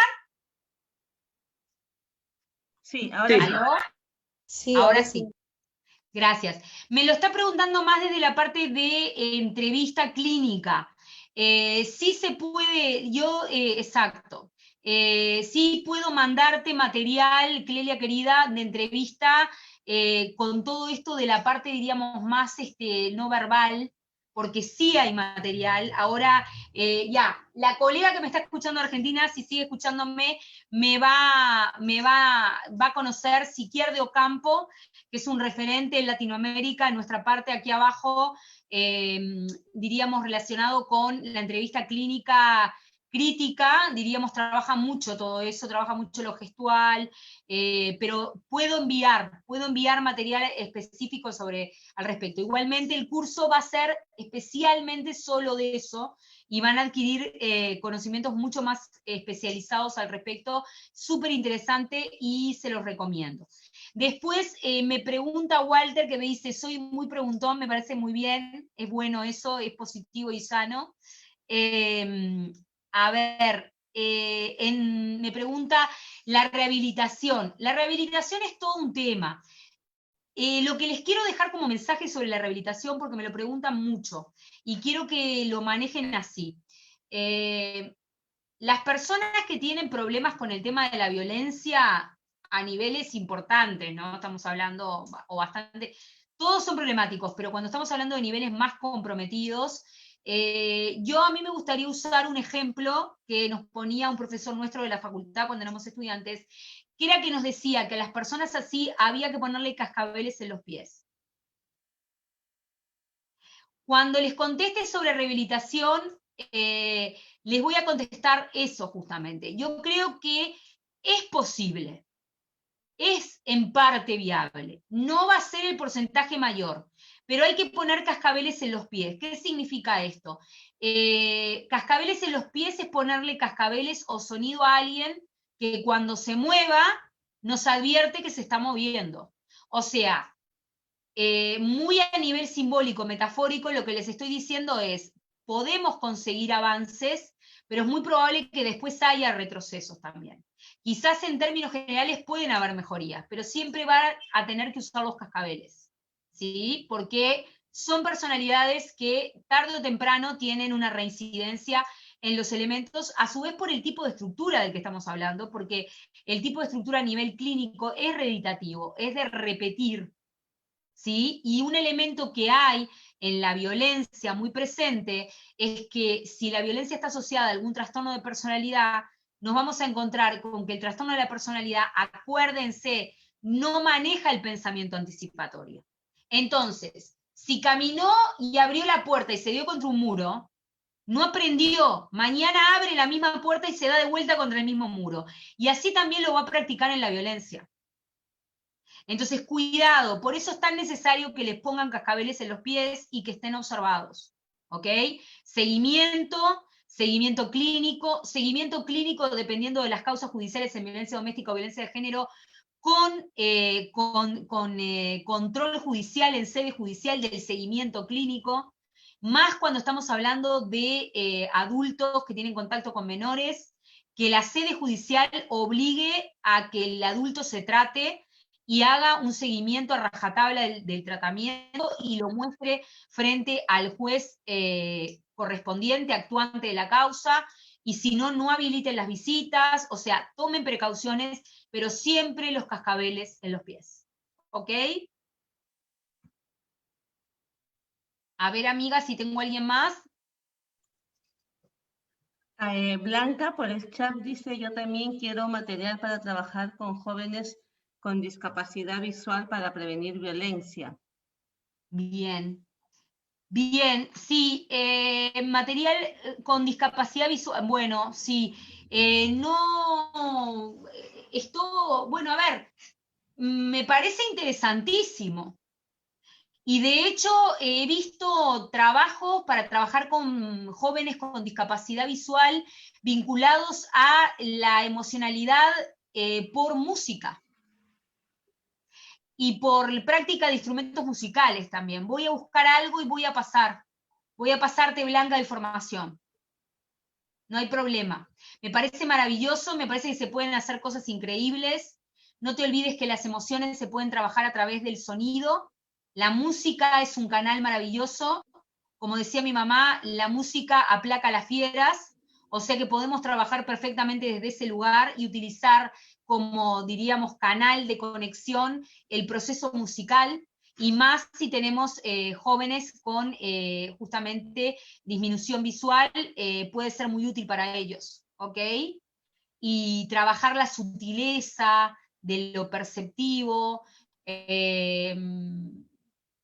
la contemplación del detalle, de lo perceptivo, que no lo pueden ver, pero sin embargo lo perciben desde otro lugar, desde el oído, desde otro tipo de, diríamos, sentidos, ¿no verdad? Desde el tacto, ¿sí?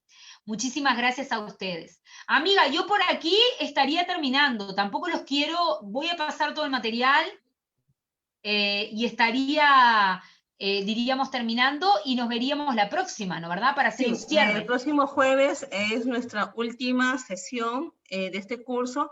Los que Gracias, todavía no pueden, no han podido conseguir la certificación, todavía pueden acceder a ello previo pago. Para el extranjero tenemos el link por nuestra página web para que puedan también acceder al pago con toda confianza, y los peruanos también lo pueden hacer. Les pedimos que por favor nuevamente nos dejen un comentario en nuestra fanpage, una opinión, una recomendación en esta transmisión, por favor. Sus comentarios son para nosotros muy gratificantes, son de gran ayuda. Y gracias, bienvenidos, sí, bienvenidos sean. Gracias. Adrianita, por todo.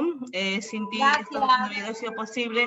A tu instituto y a todas estas actividades que estamos organizando, invitando a más instituciones de otros Lo nuestro países. es maratónico, así, derrochamos empatía nosotros. Gracias, Alex. Sí. Gracias, Mónica. La verdad que para mí es un honor poder participar, compartir con todos ustedes, y bueno, y es como, gracias por abrirme la ventanita esta todos los jueves. Y bueno, seguimos en comunicación, siempre va a ser un placer. Muchísimas gracias, Janet. Gracias a todos los que saludan, gracias a todos los países conectados, impresionante. Sí, inclusive desde Italia. ¿Me avisa el área tecnológica para tomarnos una fotito, por favor? Sí, claro, sí, por nuestra última fotito. A ver. Muchas gracias, Gerson, gracias, Anderson. ¿Puedo hacer una por favor, pregunta? enciendan sus cámaras. Raulito, por favor, ¿me confirmas cuando estás listo para hacer la foto? Sí, eso te confirmo. ¿Ya? Tengo una pregunta después de la foto.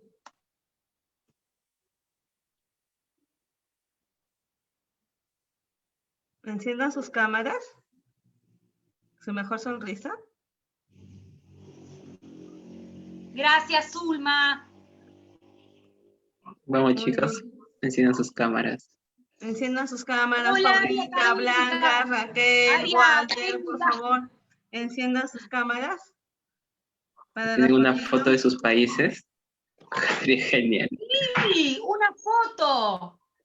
Comida no podemos pasar todavía online, pero bueno, ya va a ser posible. Porque si tengo a Italia, ya nomás Perú, que me encanta. Ujú. Sí. De repente para el próximo jueves el cierre, cada uno con su bandera. ¡Ay, sí! ¡Qué buena idea! Yo puse la mía aquí atrás, no se ve el sol. Gracias, Sí, sí, se ve. Patricia. Gracias. Gracias, chicos, a todos. Gracias por estar. Tengo una pregunta. ¿Y ya estamos, chicos? ¿Sí? ¿Nos Sí, confirmas? ya tomamos la foto. Adrianita, Divino antes todo. de la pregunta, también les comunicamos que la siguiente semana revisen nuestra fanpage porque vamos a promocionar nuestro programa de especialización internacional en formación de promotores contra la violencia de género, donde la doctora Adriana será parte de nuestro stand y de otros reconocidos especialistas en la temática en Perú. Tenemos abogados, asistente social, psicólogos forenses, criminólogos, sociólogos que formarán parte del stand de docentes para esta formación en promotores en la lucha contra la violencia. Te lo súper recomiendo. La grilla inicial quedó súper conforme y re contentos se fueron, les encantó. Ahora tengo que corregir trabajos. Ok. No sé si tengo una pregunta por ahí, amiga. Yo. Sí, hubo una señora. Hola. Sí, adelante.